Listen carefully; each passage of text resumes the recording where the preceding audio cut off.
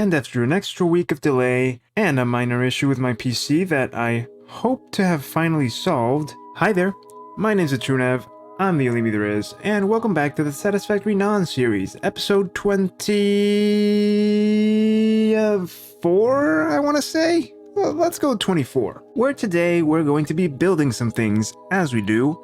But before that, let me just say something, and it's that this place is 98% done. In my, let's call it absence, I managed to hook everything up, or at least most of everything up.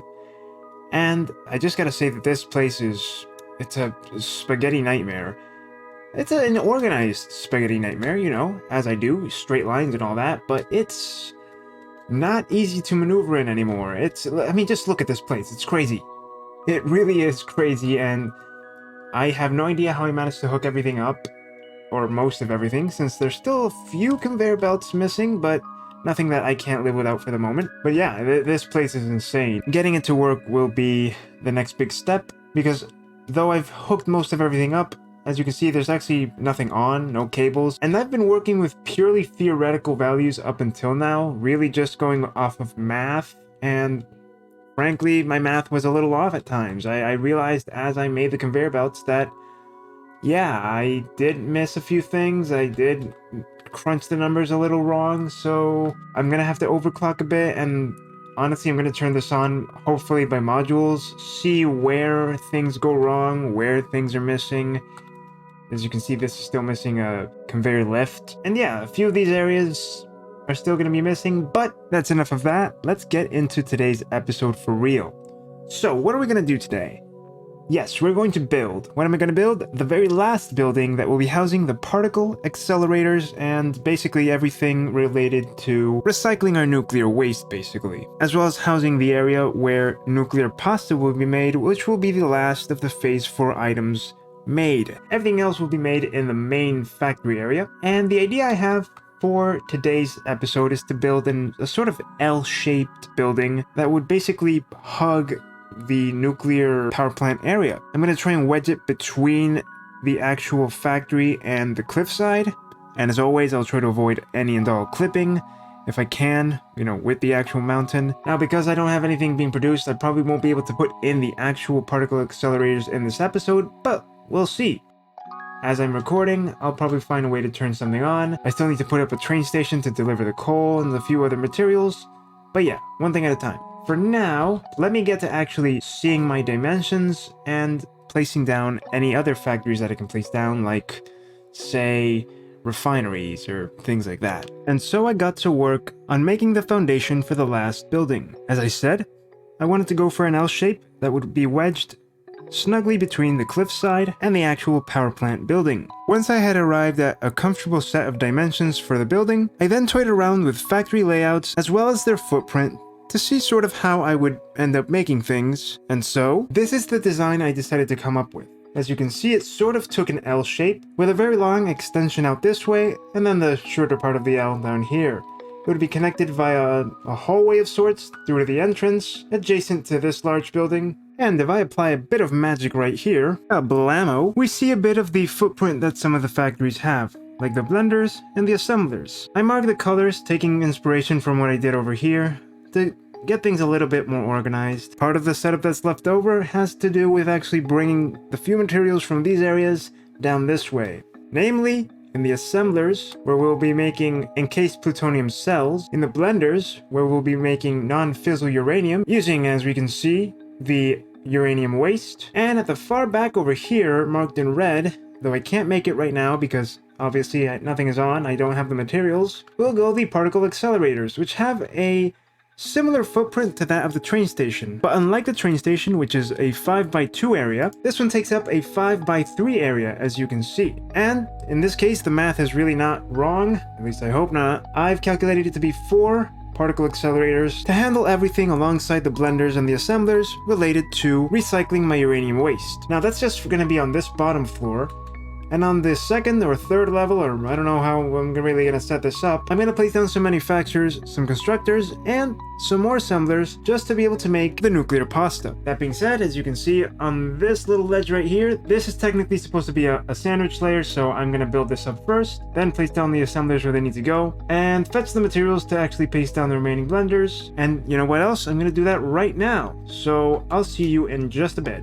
And this is how it looks now. As you can see, I've got a bit of a second floor set up where there will be 4 constructors as well as 8 manufacturers. The manufacturers will be making the plutonium fuel rods, and this is what will be sunk into the, well, sink, and that will complete the cycle of recycling my uranium waste. As for these constructors, if you're wondering what they're for, they are for, like I mentioned before, the other side of this factory, copper powder, that will go in alongside the pressure conversion cubes in the particle accelerators to make nuclear pasta. And those particle accelerators, again, are going to be placed at the end.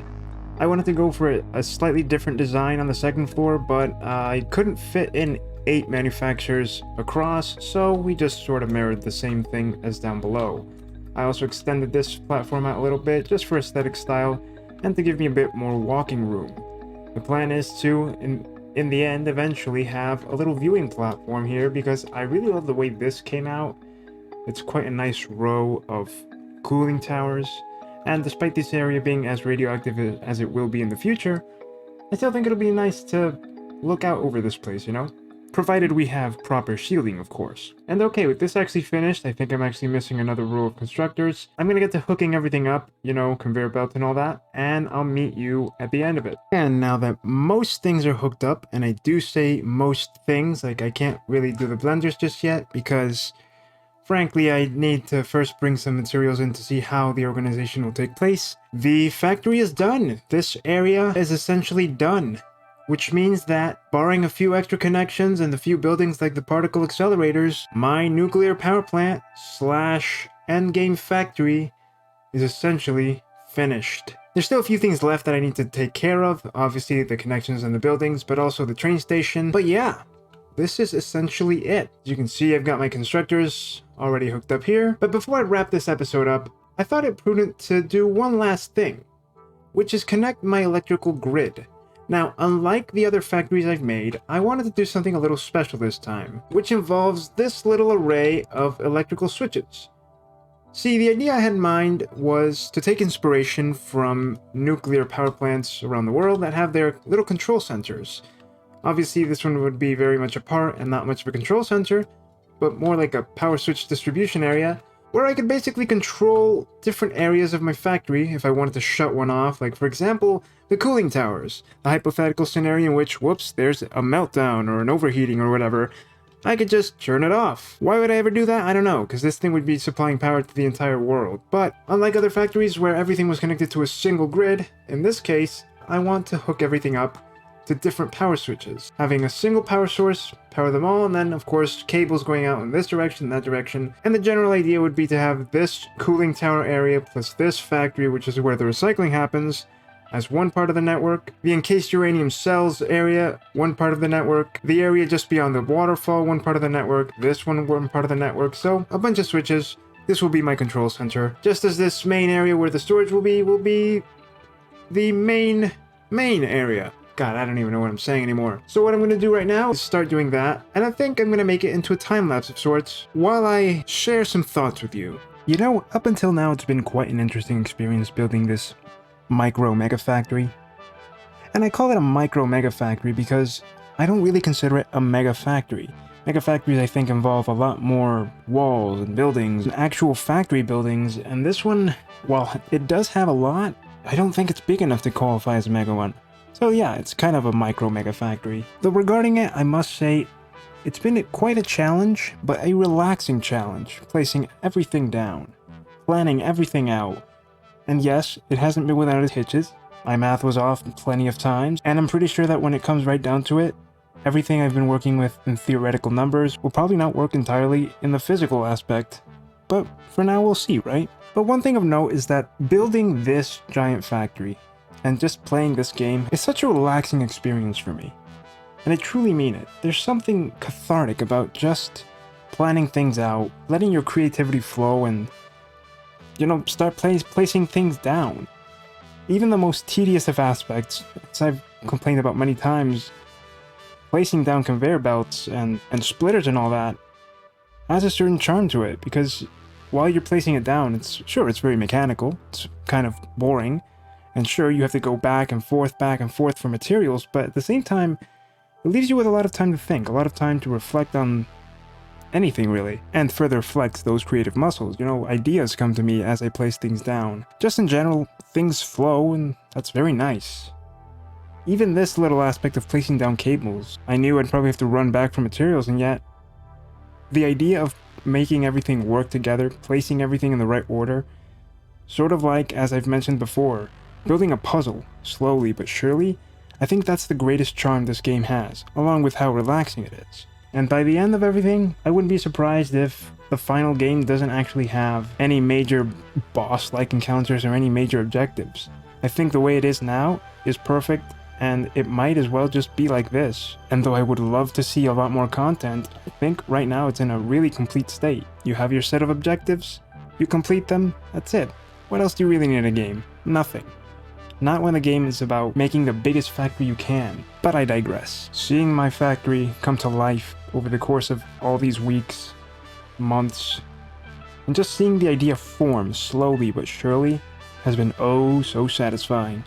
But then, I guess that's why the name of the game is Satisfactory, right? Anywho, with the cabling all done and dusted, or at least the very basic beginning of the cabling, we're done. That's it for this micro episode of sorts. And I must say, after all I've said for this episode, I'm very glad to be nearly done with this. It's been quite an undertaking, but I feel so satisfied with the way it's coming out.